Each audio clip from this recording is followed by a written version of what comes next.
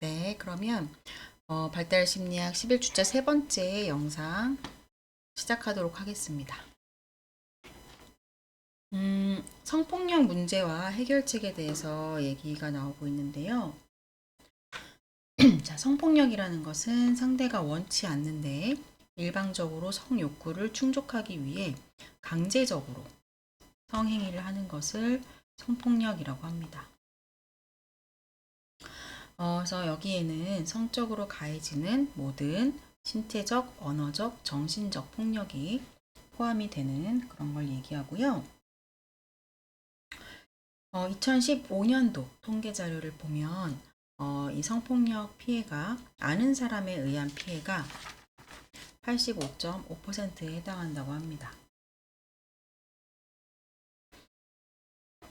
여기 왼쪽에 통계 자료도 이제 한번 살펴보시면 좋을 것 같은데, 아동 청소년 대상으로 하는 성범죄 범죄자 및 피해자의 수입니다. 그래서 강제 추행이 가장 많이 나타나고 있고요. 그 다음에 강간, 성매수 알선 이런 것들 이런 것들이 높게 나타나는 것을 볼 수가 있습니다. 이 성폭력이라는 거는 피해자에게 너무나 큰 후유증과 안 좋은 힘들어지는 그런 영향을 주게 되는데 상담을 할 때도 어떤 물리적인 폭력도 물론 트라우마로 크게 남지만 이 성폭력이 진짜로 좀 후유증이 심각하게 남거든요. 뭐 신체적으로든 심리적으로든. 그래서 이 성폭력 트라우마는 진짜 조심스럽게 다뤄야 되고 꼭 치유가 필요한 그런 트라우마라고 볼 수 있을 것 같아요. 그래서 성폭력 피해를 입게 되면 이제 육체적으로도 고통스럽고 정신적으로도 고통스럽게 되는데 그 성폭력 과정에서 다칠 수도 있고 임신이나 이거 임신으로 인한 낙태 아니면 성병이 전염되거나 이런 고통들이 생길 수 있고요. 정신적인 고통으로는 공포, 우울증, 불안, 좌절, 죄의식, 수치심, 가해자에 대한 혐오감 이런 것들이 이제 정신병으로 발전할 수 있고 치료가 잘 되지 않고 이 트라우마가 만성적으로 이어지면 자살에 이르게 되거나 뭐 자살 사고나 자살 충동 이런 것들에 시달릴 수가 있게 됩니다.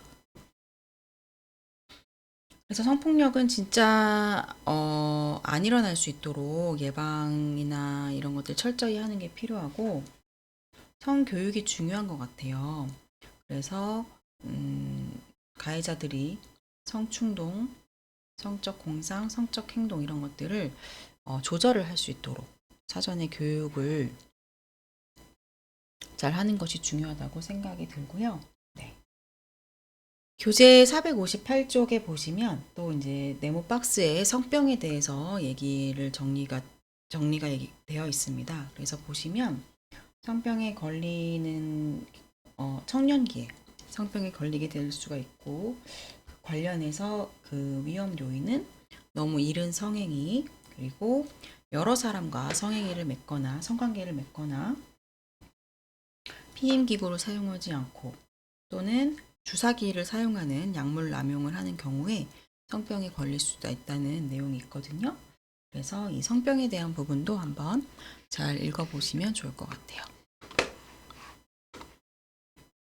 자, 그러면 이제 심리적 부적응과 청소년 비행으로 넘어가도록 하겠습니다. 청년기에는 사춘기 시기이고 또 심리적으로 방황하고 이런 경우가 많기 때문에 심리적 부적응에 대해서 얘기할 부분이 많이 있는 것 같아요. 또 이제 비행이라는 것도 중요한 부분이죠.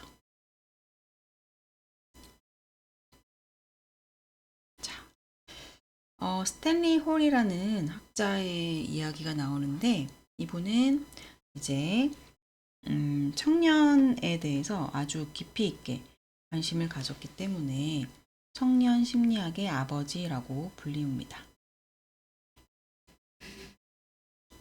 그래서 이 홀은 해켈의 반복 원칙을 이 청년기 심리학 이론에 적용을 했어요. 그래서 자신만의 청년 심리학을 좀 뭐라고 해야 될까요?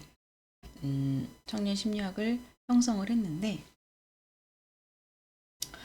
홀은 청년기를 질풍노도의 시기라고 이름을 붙였습니다.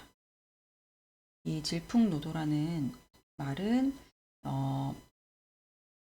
독일의 작가 괴테와 실러에게서 빌려온 표현인데, 왜 이렇게 질풍노도라는 이름을 붙였냐? 이 질풍노도가 영어로 보면은 storm and stress예요. 딱 이 말만 봐도 질풍노도가 어떤 건지 좀 감이 오시죠? 그래서 이거는 인간의 진화 과정에서 과도기적 단계를 반영하는 것이다. 이런 질풍노도가 나타나는 이유는 모호한 위치에 있기 때문이다. 자아의식과 현실 적응 사이에 갈등이 생기고 소외나 고독이 나타나고 혼란스러운 감정이 경험되면서 질풍노도를 겪게 되는데요. 이때 청년기 사람들은 긴장과 혼란을 경험을 하게 됩니다. 근데 이제 질풍노도로만 본 건 아니고 또 새로운 탄생의 시기로 보기도 했어요. 그래서 보다 높은 수준의 그리고 보다 완전한 인간 특성이 이 청년기를 통해서 새롭게 태어난다라고 이야기를 하기도 했습니다.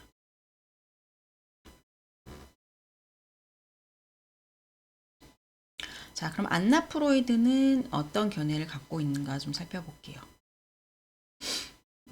안나 프로이드는 아버지인 지그문트 프로이드가 성격 형성에 있어서 남근기의 중요성을 강조를 했는데, 안나 프로이드는 아버지의 그 입장과는 다르게 성격 형성에서 청년기의 특징을 중요시했습니다. 청년기 때 겪게 되는 혼란과 방황은 이거를 오이디푸스 컴플렉스가 다시 출현한 것이다 라고 이렇게 바라봤고요. 그리고 생리적인, 내분비적인 기능 변화가 나타나는데, 그러면서 원초화가 강해지고 자아의 힘이 상실하면서 질풍노도의 시기가 나타난다라고 봤습니다. 이때 주요 특징으로 얘기한 것은 내적인 갈등, 정서적 불안정, 변덕스러운 행동, 이런 것들을 이때 주요 특징으로 얘기를 했고, 안나 프로이드는 이 시기에 청년기에게서 나타나는 방어 기제가 하나는 금욕주의가 많이 나타나고 또 하나는 지성화가 많이 나타난다고 했는데요. 이 금욕주의라는 것은 성욕에 대한 두려움으로 인해서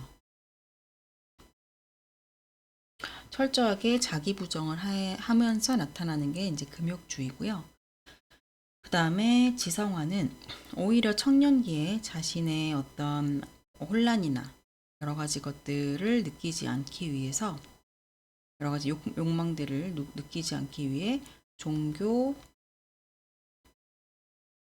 철학, 문학 이런 것들에 심취하면서 그런 것들을 갖고 얘기하고 이렇게 하는 것들이 지성화라는 방어 기제입니다. 그 다음에 설리반은 어떻게 얘기했는지를 볼게요. 설리반의 견해. 설리반은 다른 이제 학자들이 생물학적인 요인을 강조를 했습니다. 하지만 설리반은 인간 발달에 있어서 대인관계, 의사소통 이거를 되게 다른 학자들에 비해서 중요하게 강조를 하셨어요. 그래서 교재 461쪽에도 나와 있는데, 설리반은 편안하고 성공적인 대인관계가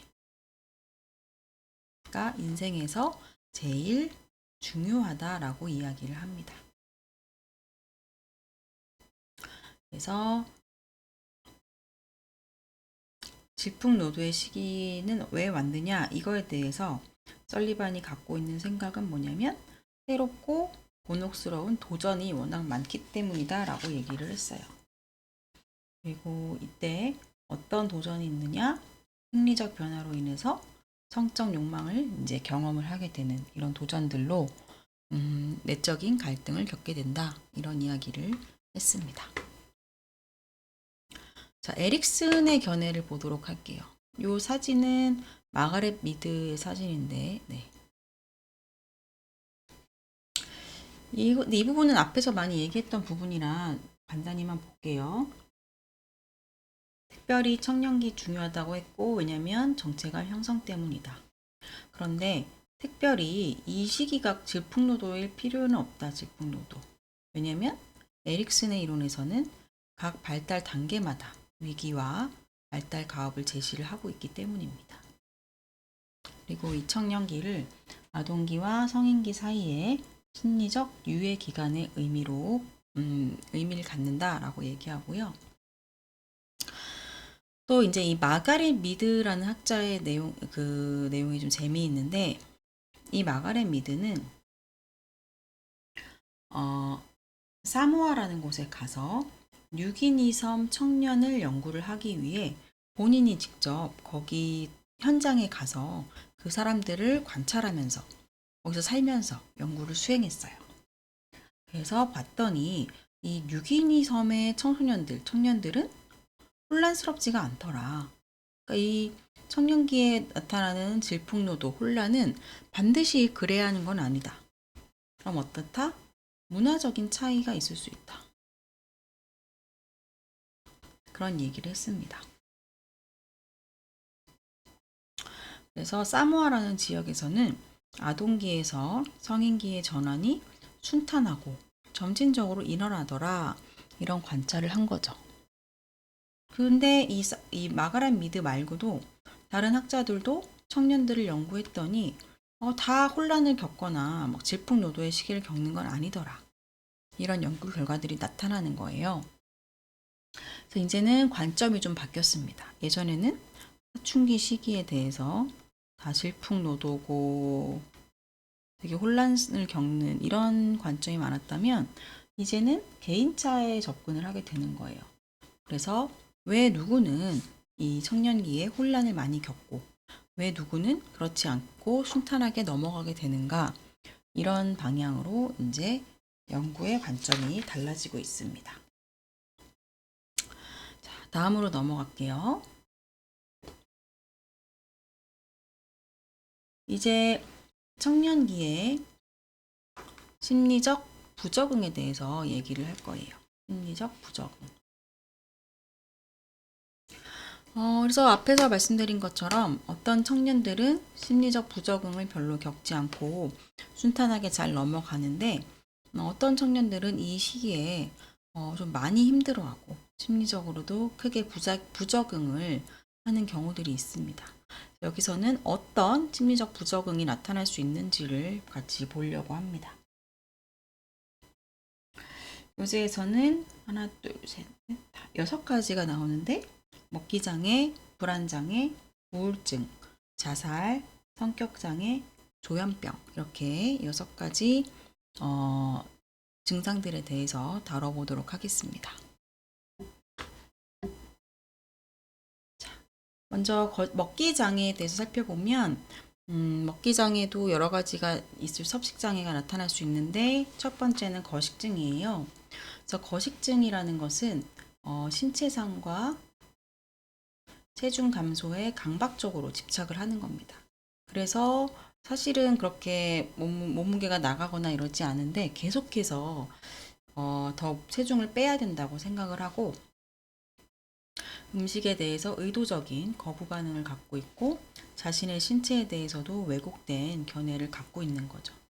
그래서 먹기를 계속 거부해가지고 체중이 30kg 후반에 이르기도 할 정도로 물론 이제 키에 따라 다르긴 하지만 몸무게가 너무 적게 나가고, 그렇게 되면 여성의 경우에는 월경이 멈추게 되고 너무 이게 그 체중이 감소하다가 죽음에 이르게 되는 경우도 생길 수가 있습니다.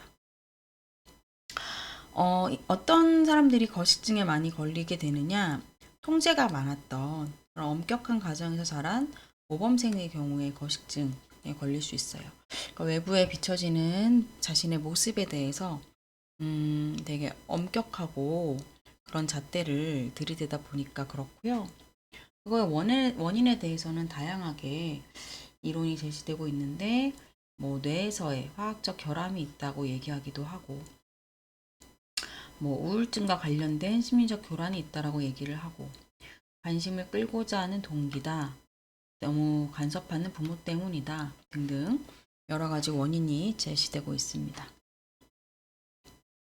치료 방법으로는 뭐 영양치료, 행동치료, 인지치료 등등 다양한 치료 방법들이 있고요.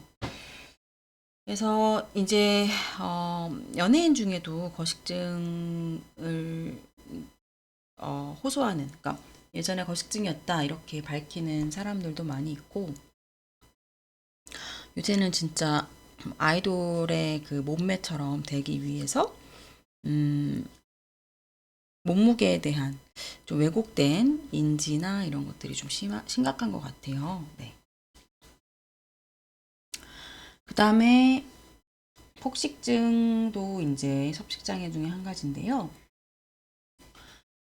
폭식증은 엄청나게 많은 양의 음식을 먹고 그거로 인해서 극도의 신체적, 정서적 불쾌감을 느끼고, 그래서 이 너무 제가 먹은 거에 대해서 또 속도 안 좋고 심리적으로도 막 살찔까봐 불안하니까 토를 하거나 하재를 이용해서 그 자신의 심리적 불안을 줄이는 거죠. 하지만 토하거나 하재를 이용을 하면 신체적으로도 너무 부작용이 크겠죠.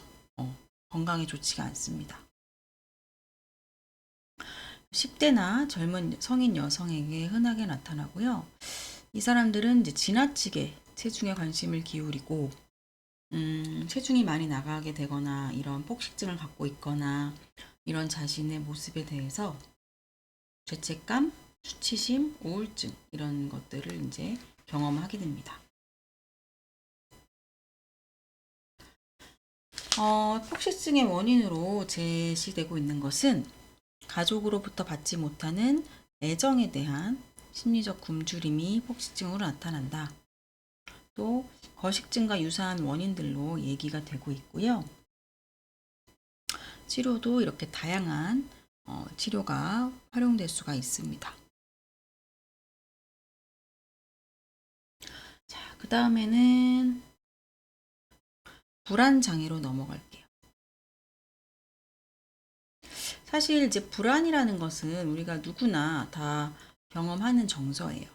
누구나 경험을 하고 사실 하루에 뭐 한 번 이상 불안을 경험할 수도 있는데, 이게 너무 정도가 심각할 경우, 그래서 일상에 영향을 미쳐서 이 불안으로 인해서 어디 나가지도 못하고 뭐 이렇게 될 수 있잖아요. 그래서 이렇게 불안감이 지나치게 심할 경우에는 부적응으로까지 이어질 수가 있습니다. 그래서 불안으로 느껴지는 것은 무슨 나쁜 일이 일어날 것 같은 두려움과 초조한 이런 감정을 느끼게 되고요. 이게 이제 감정이나 정서에서 그치는 게 아니라 신체 증상으로도 느껴질 수가 있어요. 가슴이 답답하고 숨이 가빠지고 심장이 두근거리고 이런 증상들이 나타날 수가 있고요. 그리고 공포장애로도 나타날 수 있습니다. 그래서 어떤 사람이나 사물, 상황에 대해서 이유 없이 두려움을 느끼는 그런 증상으로 발현될 수도 있어요.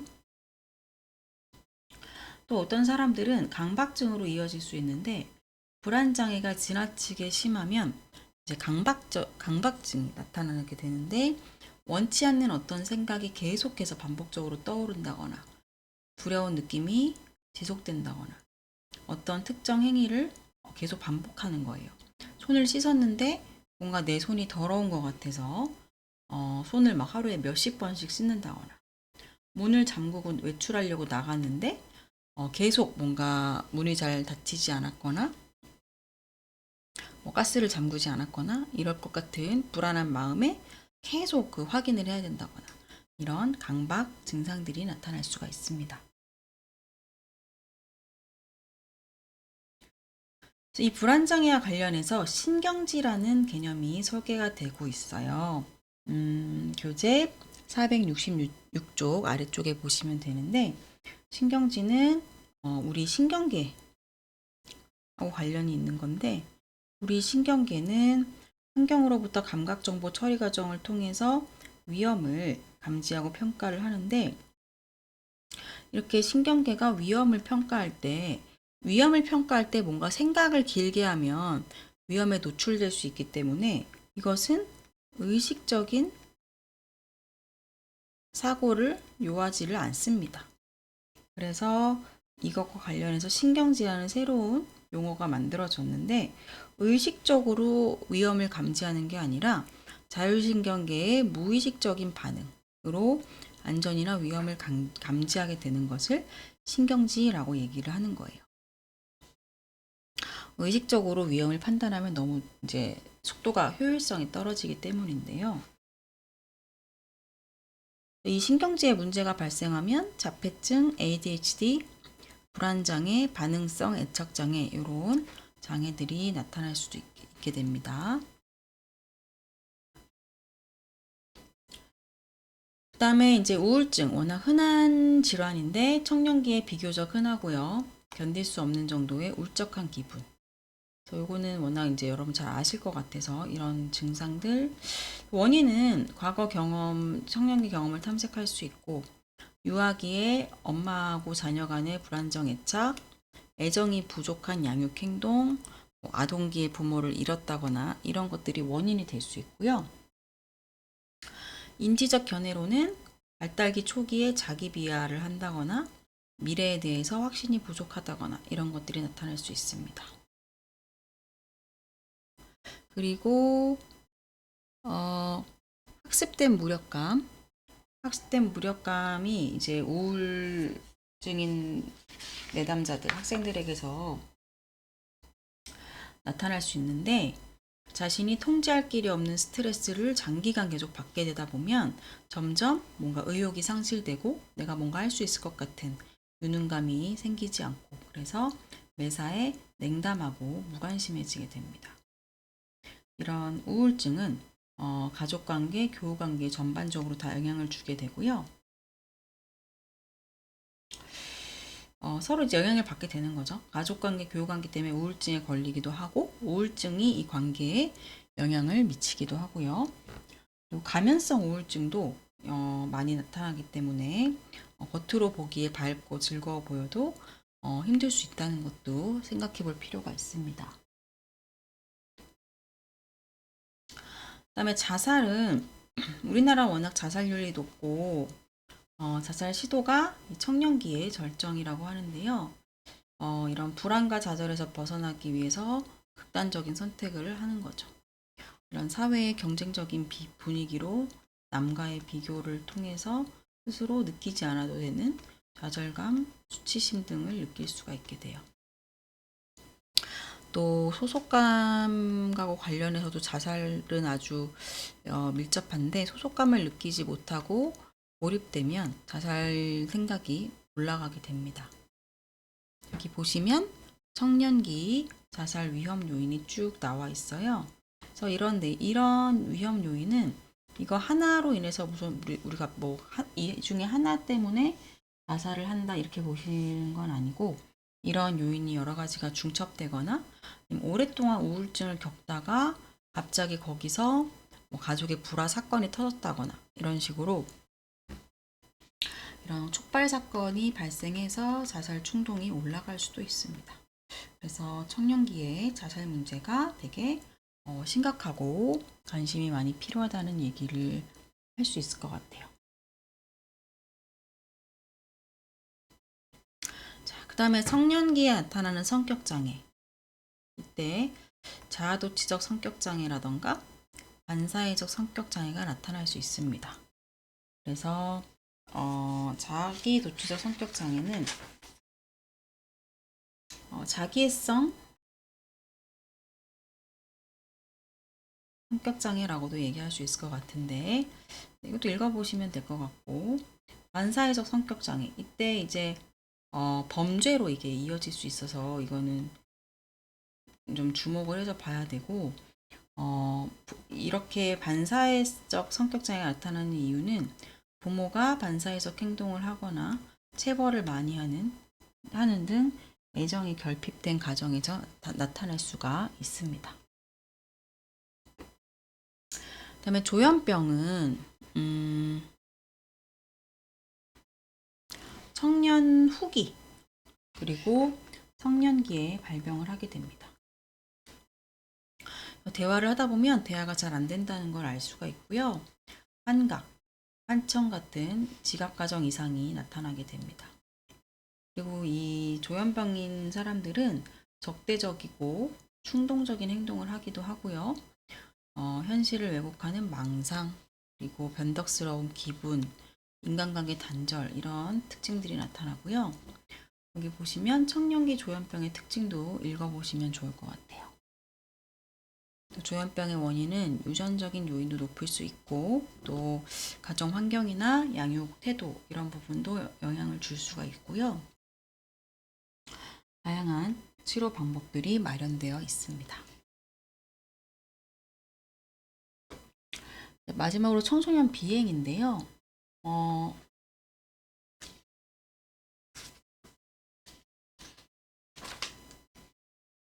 청소년 비행은 우범소년, 비행청소년 이렇게 나눠질 수 있는데 우범소년의 경우에는 아직 범죄로 간주되지 않아요.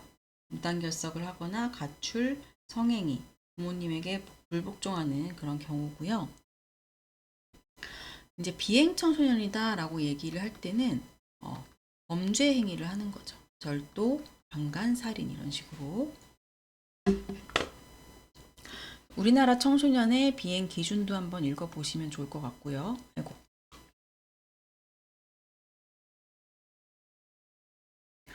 그리고 범죄 행위, 쪽법 행위, 우범 행위 각각의 이제 기준이 다르죠.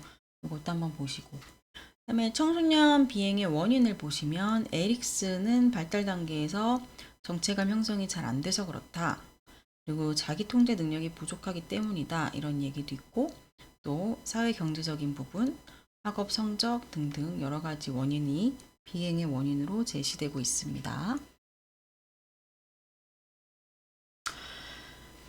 그래서 이 비행하고도 부모가 자녀를 어떻게 훈육하는지 이 두 가지가 밀접한 관련이 있는데, 이 5가지의 경우에 비행으로 이어질 수가 있는 거예요.